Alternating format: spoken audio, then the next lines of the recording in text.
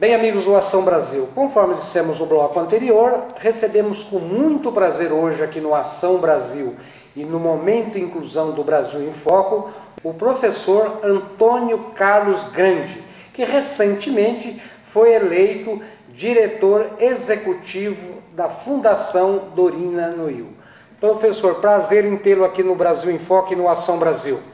Prazer é todo meu e eu gostaria de, em nome da Fundação, agradecer o convite e o trabalho de vocês aqui nessa divulgação da Fundação. Professor, falando com a sua assessora, ela me contou um pouco da sua história, do seu envolvimento aqui com a Fundação. Vamos contar então para o telespectador do Ação Brasil e do Brasil em Foco como o senhor conheceu primeiro a Fundação Dorina. Bom, em 98 eu já estava num processo de perda de visão devido a uma doença chamada retinose pigmentar. E na época o meu médico mesmo me aconselhou, de uma forma acho que é até bastante sábia, que procurasse aqui os serviços da Fundação. E na época inclusive ele chamou ainda de Fundação para o Livro do Cego. Ele já antevendo, né, o processo todo que eu estava passando. E assim então eu localizei, consegui o telefone da Fundação e fiz a minha inscrição aqui, que era acho que uma boa decisão na minha vida, e a partir de 1999 eu comecei a fazer minha reabilitação e a concluir no final de 2000. E aí você fica naquele impasse. Eu tinha muitas atividades, eu professor de biologia aqui em São Paulo, trabalhando em 3 escolas, de repente você se sente assim sem o chão, né? O que eu faço agora, né? Então eu achei que a melhor coisa seria começar a preencher o meu tempo de uma forma positiva, manter minha cabeça ocupada. E uma das formas que eu encontrei foi trabalhar como voluntário aqui na Fundação Dorina. Isso foi a partir de 2001. Houve aí uma metamorfose na vida do professor Antônio Carlos, né? O professor estava dando a sua aula de biologia lá e daqui a pouco ele percebeu que isso não poderia ser possível mais naquele momento, aí veio procurar então a Fundação. E qual foi a importância, professor, da Fundação Dorina Nuil nesse processo? Veja bem, então para uma pessoa que está naquele processo de perda de visão, então você começa a perder as perspectivas de novas coisas na sua vida. De repente você encontra aqui um serviço que te devolve a autonomia, né? Como disse muito bem o doutor Ademir agora há pouco. Você passa a ter uma vida independente, você é capaz de sair de casa sozinho, utilizar o meio de transporte, nas atividades da vida diária. Quer dizer, então você começa a perceber que existem formas de você continuar a levar uma vida muito próxima do que seria o normal, sabe? Então, eu acho que nesse ponto, realmente a Fundação foi fundamental para mim e tem sido, né, ao longo aí, já vamos completando aí 65 anos de existência, então ao longo desse tempo todo, quantos milhares de deficientes visuais nesse país já foram atendidos, sabe? Então eu pude colher um pouco desse fruto, desse resultado, vindo aqui à Fundação. Agora, de professor de biologia para hoje um professor aqui conceituado de informática. E essa transformação, professor, como se deu? Olha, eu não sei, né? Parece que as coisas, não sei se é destino, as coisas vão te encaminhando para isso. Eu estava trabalhando como voluntário e um dia conversando com a nossa diretora aqui na época, eu falei, olha, eu tenho experiência de professor, eu gostaria de fazer alguma coisa, né, nesse sentido que eu pudesse ser até talvez mais útil para a Fundação. Eu estava na época trabalhando na imprensa Braille, né? Não que esse trabalho não fosse importante, mas eu queria alguma coisa relacionada ao ensino. E eu estava na época aprendendo, inclusive, a utilizar os programas ledores de tela, recursos para a pessoa com deficiência poder usar o computador. Surgiu um curso aqui na Fundação, dado pela IBM, de multiplicadores de um determinado programa. Eu fiz esse curso e me convidaram para ser o instrutor, né, para repassar esse curso adiante. Eu conversando com ela, falei, escuta, por que não estendemos um pouquinho mais? Vamos além desse programa, começar a trabalhar também com Windows, aqueles programas, né, do pacote do Office, né, que para a pessoa, né, para o estudante, para aquele deficiente visual que está procurando uma colocação profissional, vai ser super importante.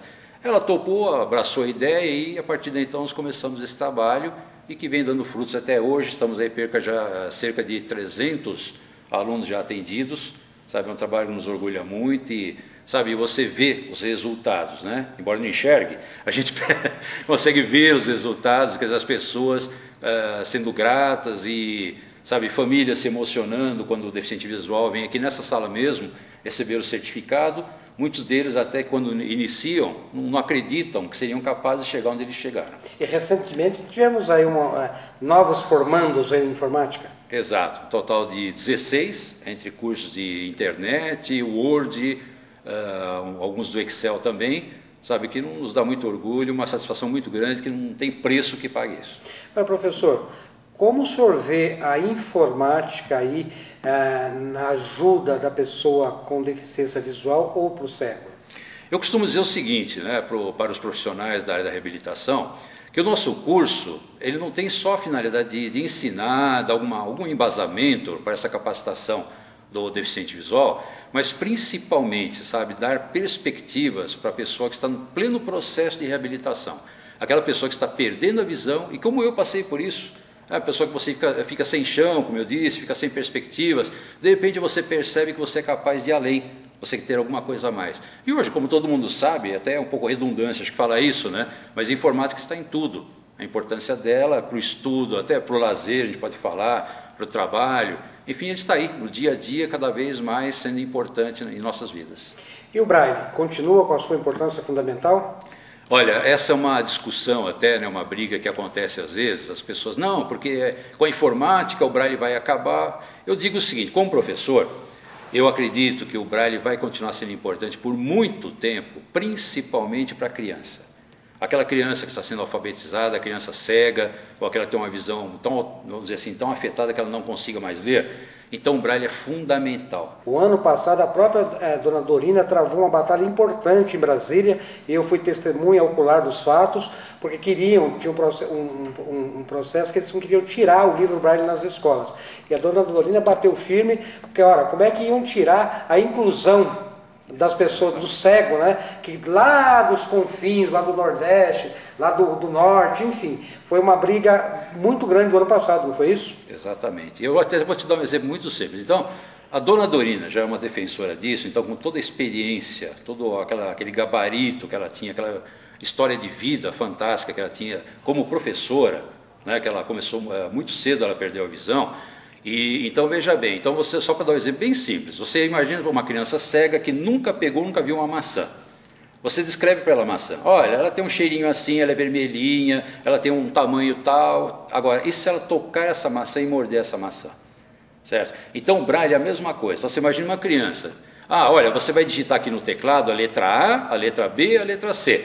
Ok, ele está digitando, ele sabe onde está a tecla e ouve o som dessa tecla. Só que ele não sabe qual é o formato dela. Não sente, sabe? Né, professor? Não sente. Então, esse lado sinestésico que nós temos, até o doutor Ademir podia falar muito mais sobre isso com embasamento.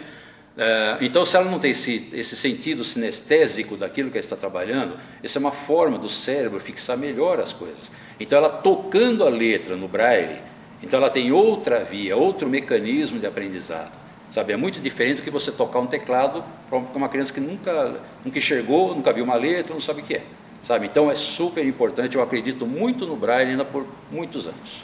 Professor, olha, infelizmente eu gostaria de estar conversando consigo por muito tempo. Voltaremos aqui, por certo, à Fundação para falarmos ainda sobre o importante trabalho que aqui é desenvolvido, mas por hoje, infelizmente, o nosso tempo está chegando ao fim. Então eu quero agradecê-lo sobremaneira aí pela sua entrevista e dizer que realmente é um prazer muito grande e que estou muito contente também quando eu conversei com o doutor Ademir, que ele falava de política de Estado.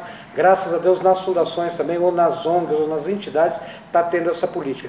Pessoas, usuários participando da sua gestão. Isso é muito importante para o terceiro setor em geral. Muito obrigado mais uma vez pela entrevista. Eu agradeço o convite e também aproveito para convidar todos os telespectadores para visitarem o nosso site, para conhecer um pouco melhor a Fundação, os nossos produtos e serviços, aos professores, né, conhecerem os livros da nossa série Dorina, que são muito importantes, enfim, todo o trabalho nosso aqui. Sabe? Então está à disposição, o nosso site, posso falar? Claro, não só pode, então, não deve. www.fundacaldorina.org.br. O endereço físico? Bom, é Rua Diogo de Faria, 558, Vila Mariana. Ok, professor. Telefone. Se mudou, a Daniela me corrija depois, 5087-0999. Muito obrigado mais uma vez pela entrevista. Eu que agradeço. O Ação Brasil vai ficando por aqui, com a promessa de voltar novamente na próxima terça-feira, neste mesmo horário, sempre agradecendo a sua amável audiência. Até lá!